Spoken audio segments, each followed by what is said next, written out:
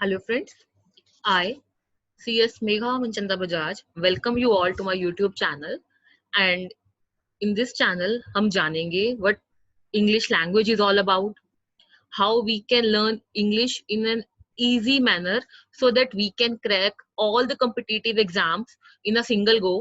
एक ही बारी में हमें अब जो भी आपके कॉम्पिटिटिव एग्जाम्स होते हैं, चाहे वो एसएससी हो, चाहे वो यूपीएससी हो, चाहे वो यूजीसी नेट हो, या फिर आपका सीटीईटी हो, या कोई भी कॉम्पिटिटिव एग्जाम हो, आपको पता है कि इंग्लिश एक ऐसा सब्जेक्ट है जो सारे के सारे ही हमारे एग्जाम्स में आता ही आता है, और कहीं ना कहीं हमारे सबसे ज्यादा मार्क्स जिस वजह से कम होते हैं, that comes it only only and only because of English.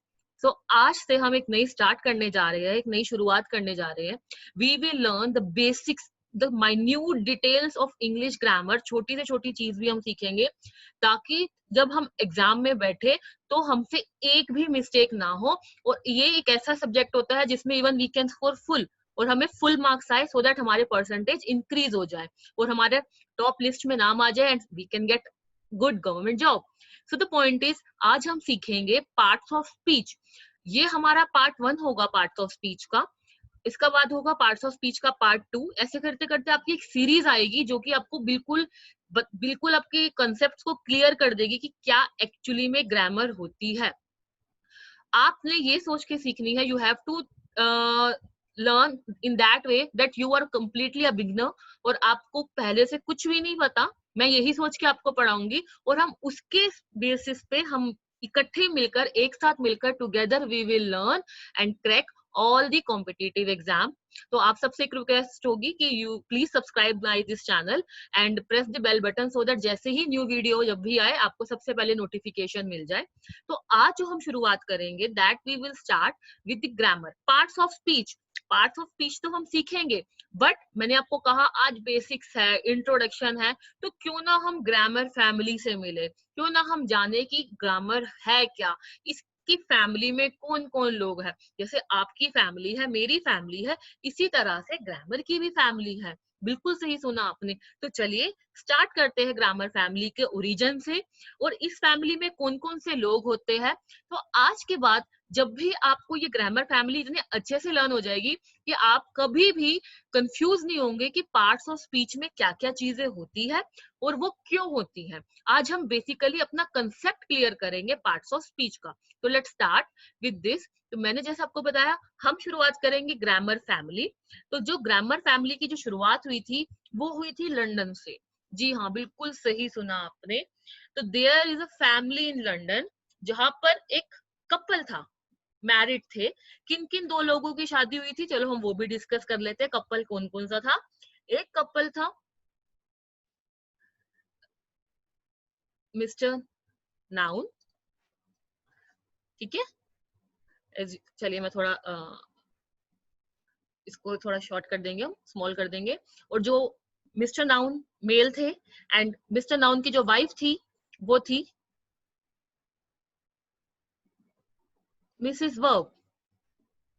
ठीक. तो यस, एक थे मिस्टर नाउन जो मेल थे, और मिस्टर नाउन की जो वाइफ थी वो थी मिसेस वर्ब. इन दोनों की क्या थी, दे बोथ वर कपल, इन दोनों की शादी हो चुकी थी. अब हमें इससे ये पता चलता है कि कोई भी जब भी कोई सेंटेंस बनता है, उस सेंटेंस में क्या क्या चीजें चाहिए. उस सेंटेंस में नाउन होना चाहिए और उस सेंटेंस में वर्ब होनी चाहिए. ये सारी चीजें कौन कौन सी है, this I will tell you in the later on. आप आगे की जो वीडियोस देखेंगे उसमें हम इन डेप्थ लर्न करेंगे नाउन क्या है, वर्ब क्या है, फिर और चीजें भी हम जानेंगे.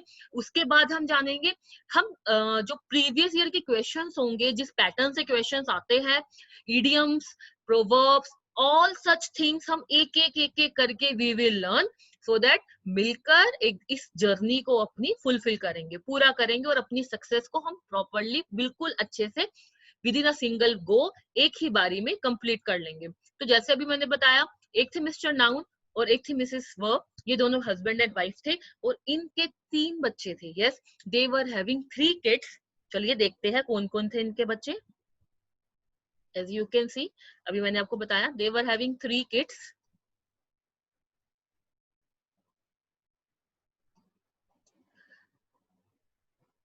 ठीक है, फाइल कैन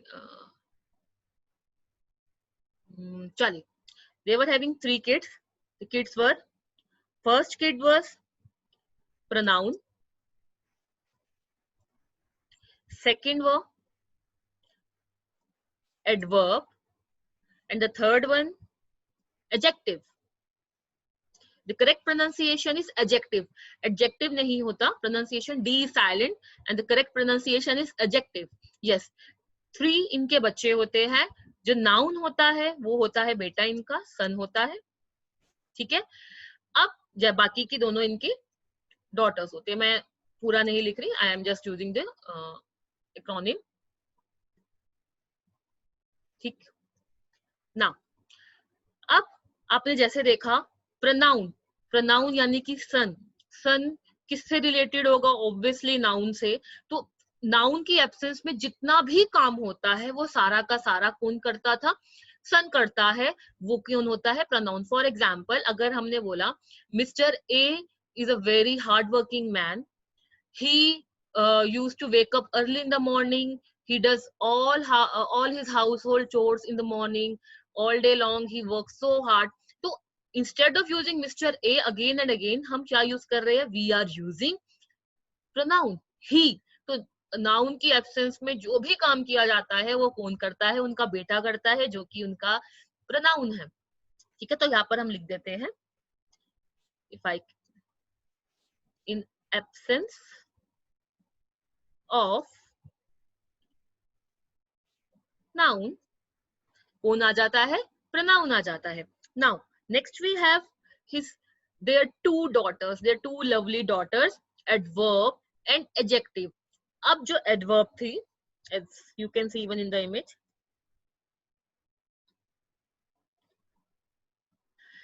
जो adjective थी, she used to love her father. तो यानी कि हम एडजेक्टिव पे बाद में आते हैं, पहले हम एडवर्ब की बात करते हैं. तो एडवर्ब किससे प्यार करती थी? वो अपनी मदर से प्यार करती थी.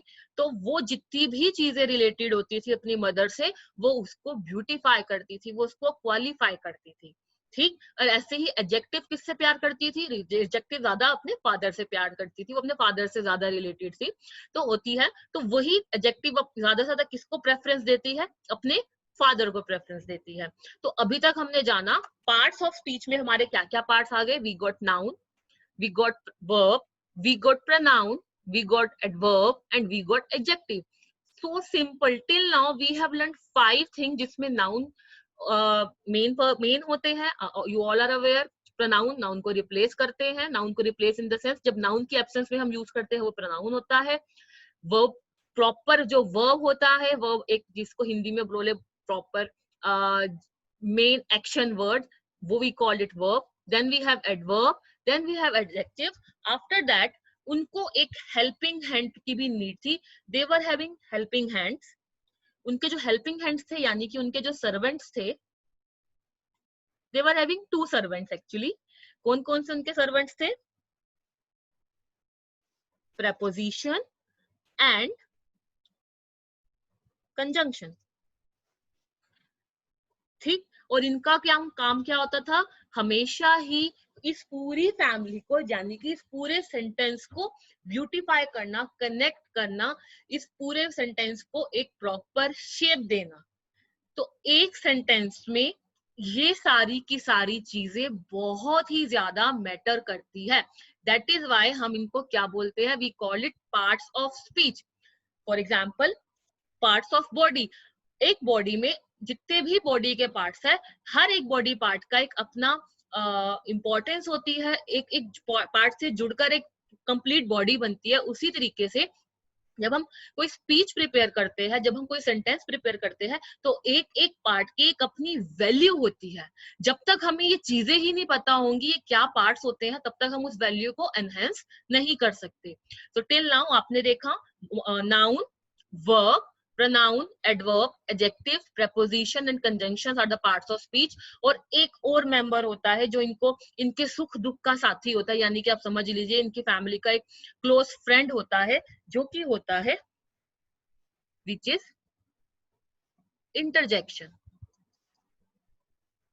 So this is complete story of a grammar family.